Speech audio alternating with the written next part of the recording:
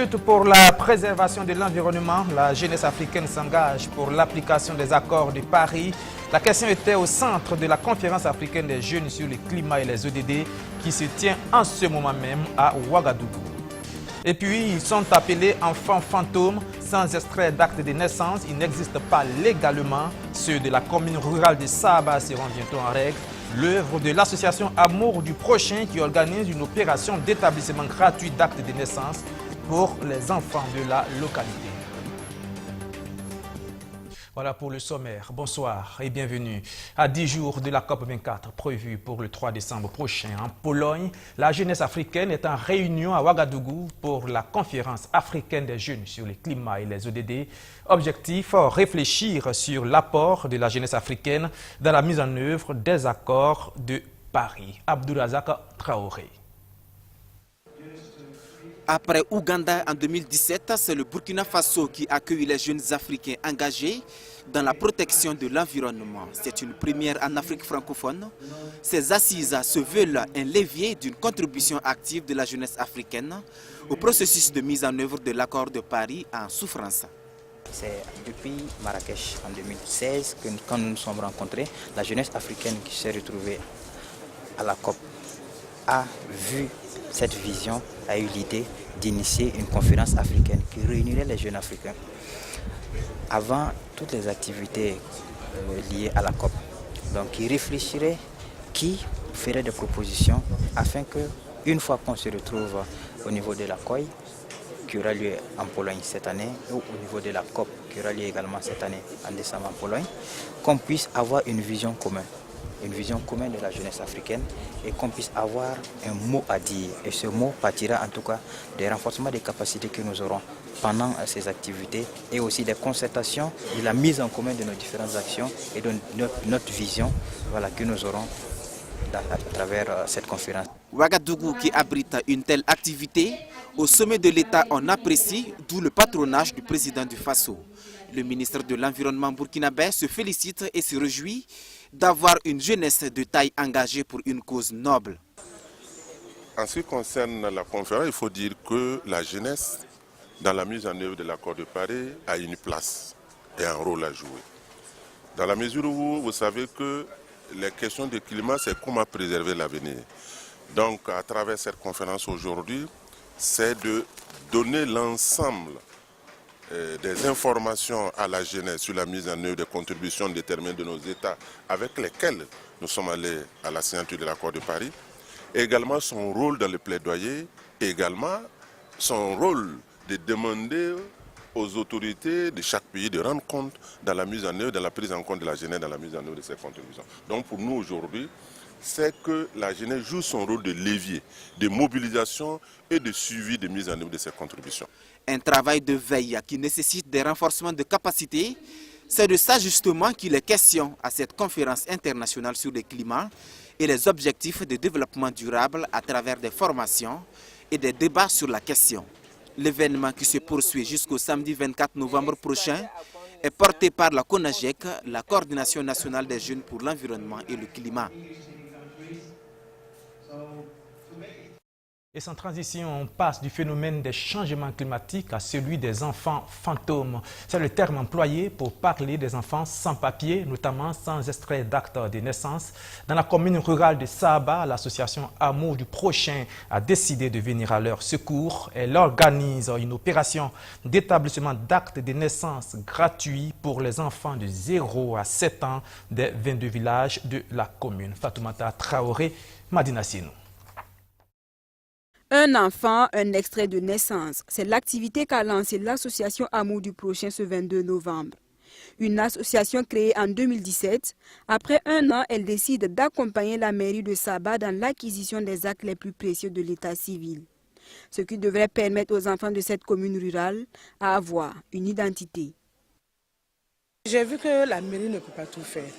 Et en tant que présidente d'une association qui peut vraiment aider ces enfants, c'est ce qui m'a motivé à prendre cette initiative pour effectivement les aider pour que chaque enfant ait au moins un extrait d'acte de naissance. Nous allons aller vers la population. Ça veut dire qu'on va faire le tour de chaque village pour recenser les enfants, pour faire les extras à partir de leur village.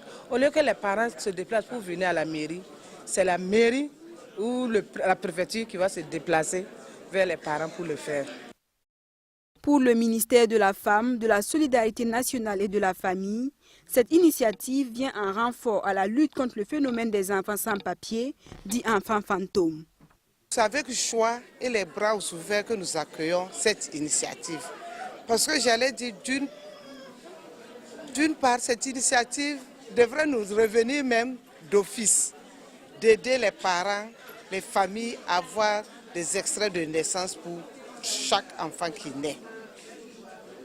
Si on a la chance d'avoir des associations qui ont cette initiative, nous ne pouvons que les encourager.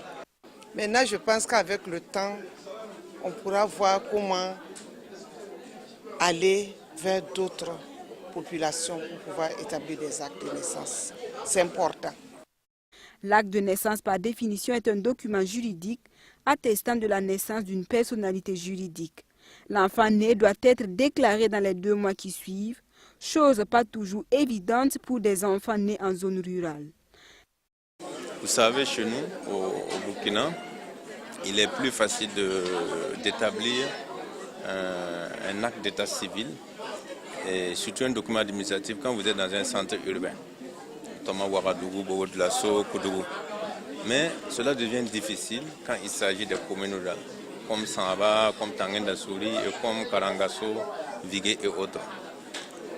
Et vu qu'il y a une association qui a décidé d'aider nos populations qui sont à la base, leur permettre d'obtenir cet extrait de naissance gratuitement.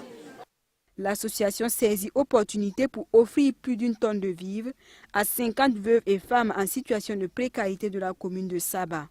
Elle compte par ailleurs poursuivre ses activités en menant des campagnes de sensibilisation sur l'hygiène, l'éducation et la citoyenneté. Justice à présent, la suite du procès du Putsch-Manqué de septembre 2015. Faisal Nanema est retourné à la barre après la suspension de son audition le 8 octobre dernier. Accusé de recel et de complicité de dégradation aggravée des biens, il a encore plaidé non coupable. On écoute Roméo Koïta pour les explications. En ce qui concerne les faits de complicité de dégradation aggravée de biens, Faisal Nanema est poursuivi pour avoir fait partie du groupe de jeunes qui ont incendié les domiciles de feu Salifou Diallo et de Safiatou Lopez. L'accusé reconnaît s'être rendu au domicile du défunt président de l'Assemblée nationale en compagnie d'éléments de l'ex-RSP. Mais c'était pour, dit-il, empêcher les jeunes de mettre le feu à son domicile. Et cela s'est passé le 17 septembre, alors que la maison a été véritablement incendiée le lendemain, 18 septembre. Ce qui amène son avocat à penser que son client est injustement accusé pour les faits de complicité de dégradation aggravée de biens, d'autant que la maison a été brûlée le 18 et que ce jour-là, son client n'était pas sur les lieux. En ce qui concerne celle de Safiatou Lopez, l'accusé dit qu'il ne connaît pas la maison de cette dernière. Pour l'infraction de recel, il s'agit d'un sac à main, d'une statuette et d'un fait à repasser provenant du domicile du défunt président de l'Assemblée nationale que l'accusé aurait acheté. Mais selon son avocate, le parquet ne peut pas poursuivre son client pour recel parce que pour que cette infraction soit fondée, il faille que le mis en cause connaisse au préalable l'origine frauduleuse du bien avant de l'acquérir, alors que son client a su que ces objets étaient volés après les avoir achetés.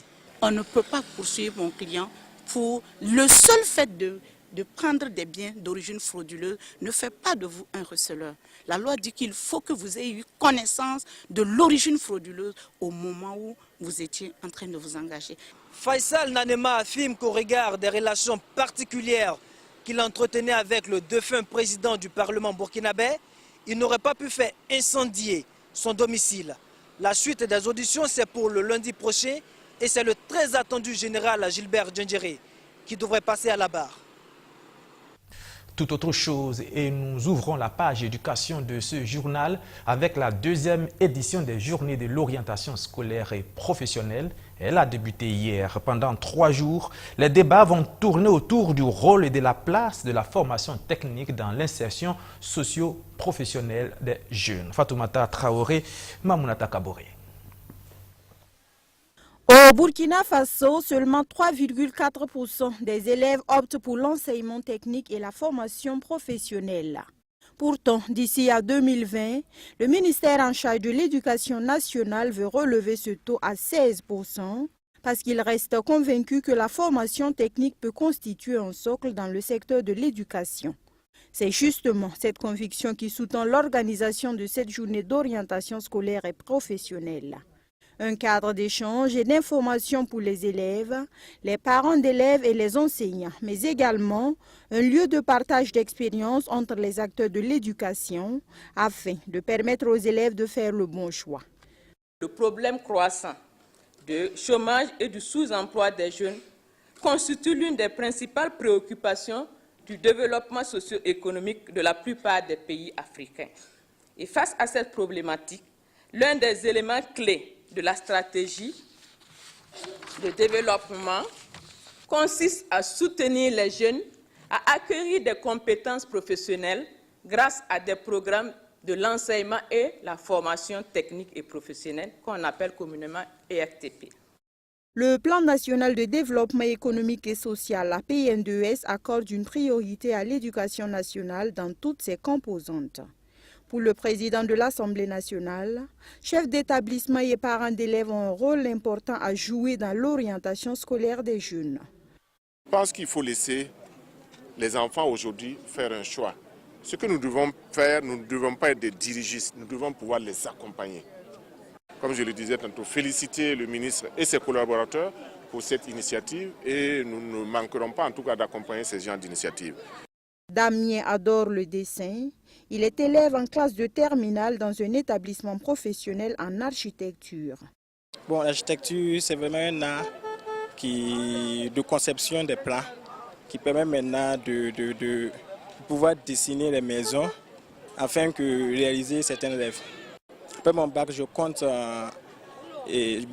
vraiment aller dans une entreprise pour former, pour commencer à travailler. 3 jours durant, élèves, parents d'élèves et chefs d'établissement seront formés sur le thème. Le ministère en charge de l'éducation se donne pour défi majeur à relever à l'horizon 2030 le développement d'écoles de formation technique et professionnelle EFTP en adéquation avec les besoins de l'économie nationale. Dans l'arrondissement 4 de Ouagadougou, un malentendu entre l'association des parents d'élèves du CEG de Touquin et le maire a conduit à un arrêt des cours de quelques jours. Les élèves devraient retourner en classe la semaine prochaine, mais comment en est-on arrivé là? Les explications avec Abdoulaziz Sarré et Abdourazak Traoré.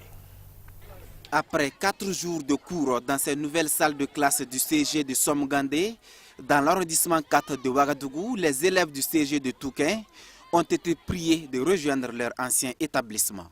Mais les concernés, eux, ne veulent plus retourner dans leur école, qui, selon eux, n'est pas appropriée pour les études. Nous ne sommes pas dans les bonnes conditions, parce que le plafonnage même est dessiré.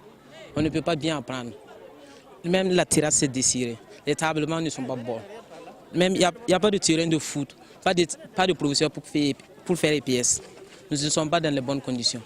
Les latrines ne sont pas bonnes, les dalles sont déchirées. On ne peut même pas faire pipi là-bas. Le directeur et ses suivants n'ont pas de bureau. La salle même c'est petit, ça ne dépasse même pas 4 tours. Et puis ils sont au nombre de 8. Il y a d'autres qui sont au dehors. En tout cas, ce que moi je souhaite, c'est que nous viens dans cet établissement. Selon le président de l'association des parents d'élèves, le maire de l'arrondissement 4 aurait autorisé les élèves du CEG de Touquin à occuper ces nouvelles salles de classe libres du CEG de Somgandé. Il est hors de question que les élèves quittent ces lieux d'études. Le maire a autorisé les élèves à rentrer dans ces salles de classe. Lorsque nous sommes venus prendre les clés, le directeur était absent et c'est le surveillant qui était là. Il n'a pas voulu nous remettre les clés et nous lui avons expliqué que c'était le maire qui nous a envoyés. Ensuite, il a appelé le directeur. Je ne sais pas ce qu'ils se sont dit au téléphone et il nous a remis les clés, puis les enfants sont rentrés. 2 jours après, on apprend que le maire dit qu'il n'a pas donné son accord. C'est à ce moment que je me suis énervé.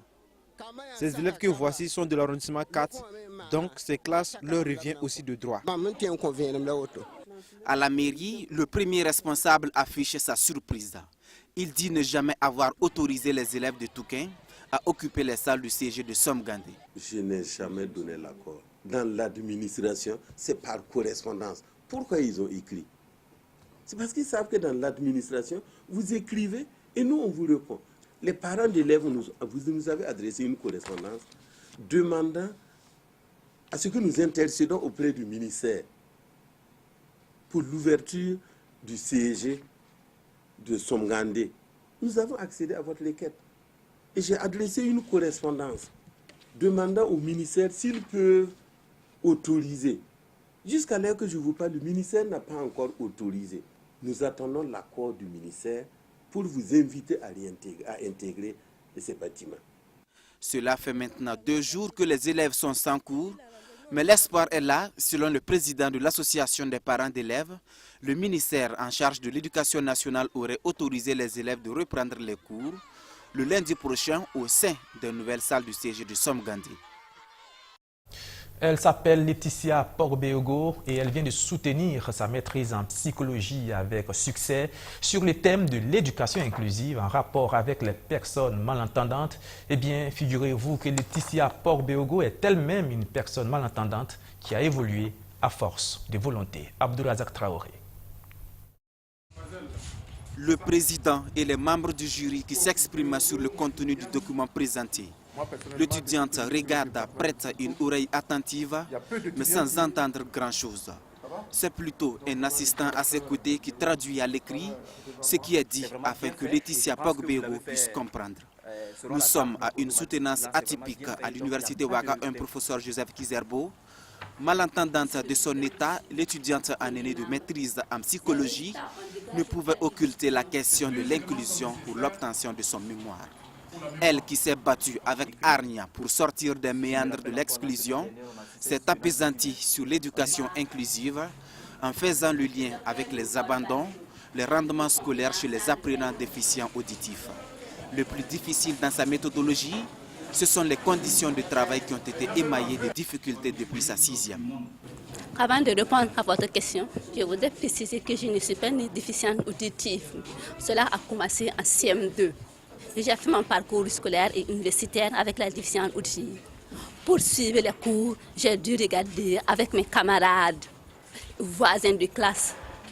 Pour les questions, je pose les questions à l'oral avec le professeur et il répond à l'écrit. Ou bien il répond à l'oral et mon voisin me transmet sa réponse. Et aussi, je me suis cultivée. Recherche documentaire, Internet et autres. Nous avons beaucoup travaillé sur les échanges verbaux étaient difficiles. C'est les échanges par Internet, c'est quand elle est en face de moi, c'est les bouts de papier. Donc, ce que je veux lui dire, je mets sur un bout de papier, je lui montre, elle lit et elle apporte sa réponse. Et c'est comme ça qu'on a cheminé pour boucler le travail. Heureusement que Internet aussi nous a soulagés dans ce sens-là. Dans le fond comme dans la forme, le jury a certes des remarques négatives, mais les appréciations positives prennent le dessus, ce qui a valu la note de 16 sur 20. L'exemple de Laetitia devrait inspirer les personnes vivant avec un handicap. Une demoiselle qui souffre de difficultés, de déficience auditive et qui parvient à un niveau de formation universitaire maîtrise. Nous envisageons qu'elle puisse continuer un master de psychologie du développement et qu'elle puisse même se spécialiser en psychologie de l'handicap. Parce que c'est très important. Ce qui importe, ce n'est pas nos aspects physiques, c'est notre mental. L'auto-efficacité a été suffisamment identifiée comme une base de succès. Le succès, la bravoure, la ténacité, c'est ce que la ministre en charge de l'action sociale est venue magnifier.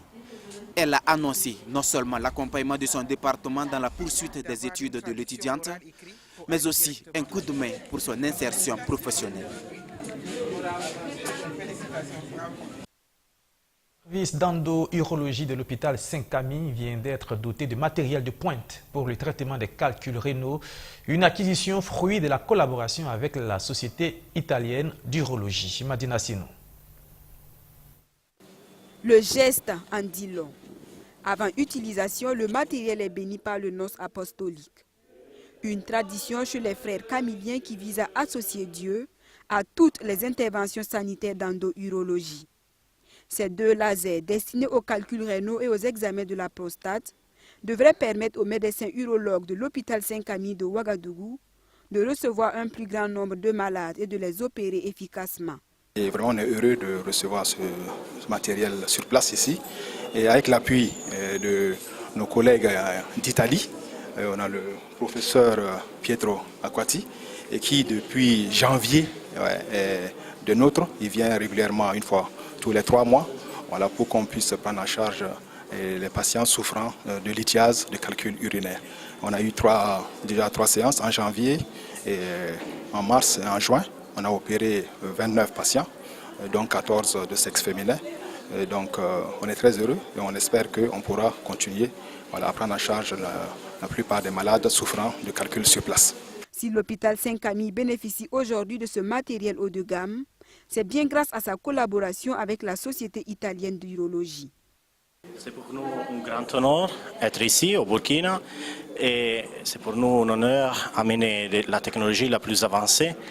Je me réfère surtout à la technologie laser qui permet de traiter les patients avec des techniques peu invasives, de leur permettre de retourner chez eux en temps plus vite. Adi Getawe Draogo fait partie des 29 patients déjà opérés à l'hôpital Saint-Camille de Ouagadougou. Et selon les médecins urologues, ce fut un grand succès. Un appel est donc lancé à toute la population du Burkina Faso à faire le déplacement de l'hôpital Saint-Camille pour guérir des maladies endo-urologiques. Et pour terminer, des muscles et de la boisson énergétique, ça se passe à Bobo Dioulasso, Arsène Konditamde. Emploi du temps chargé ce 18 novembre pour Tuelium Industries, entreprise basée à Bobo Dioulasso et spécialisée dans la production de boissons gazeuses. En début d'après-midi, le ministre de l'Énergie est dans le logo de cette entreprise qui produit 60 000 bouteilles par an. De la siroperie à l'unité de traitement des eaux, en passant par la section électricité, Bachi Ismaël Ouedraogo et sa délégation ont pu voir une entreprise à la pointe de la technologie. Et je tiens vraiment à les féliciter, à les encourager, parce que c'est comme ça qu'on va produire donc, de la richesse pour le Burkina Faso, qu'on va créer de l'emploi et qu'on va permettre vraiment à notre économie de décoller. Je pense que vu la capacité qu'ils ont ici, ce n'est pas seulement le marché burkinabé, mais c'est le marché sous-régional. Ça vous dit que l'énergie est capitale d'ici et qu'il faut que nous puissions travailler en tandem. Et c'est ce qui aussi nous a encouragés donc à passer. Vraiment cette visite, ça nous honore et exhorte de continuer à mettre dans le marché burkinabé, sur la disposition des burkinabés, des produits de bonne qualité et de bon prix. Pour satisfaire la demande en boissons énergétiques sur le marché burkinabé, Tuelium Industries vient de lancer la boisson X+, laquelle boisson sponsorise la compétition Max Strongman Junior, organisée par le champion du monde Iron Bibi. 12 candidats étaient aux prises et pour engranger des points, il a fallu se surpasser.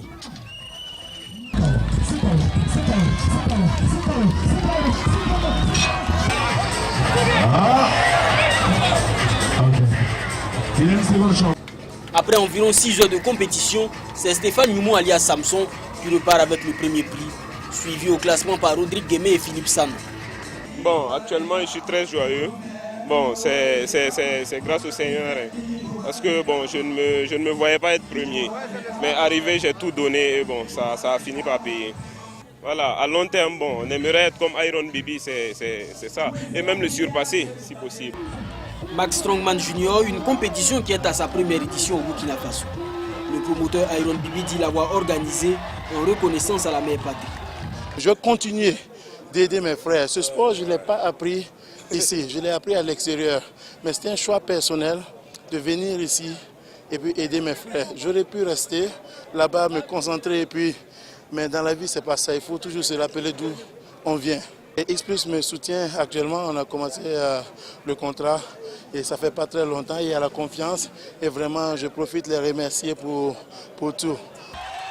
Après Bobo Dioulasso, une autre compétition du genre va être organisée à Ouagadougou le 24 novembre prochain. Voilà, et c'est la fin de ce journal. Merci de l'avoir suivi et merci de votre fidélité.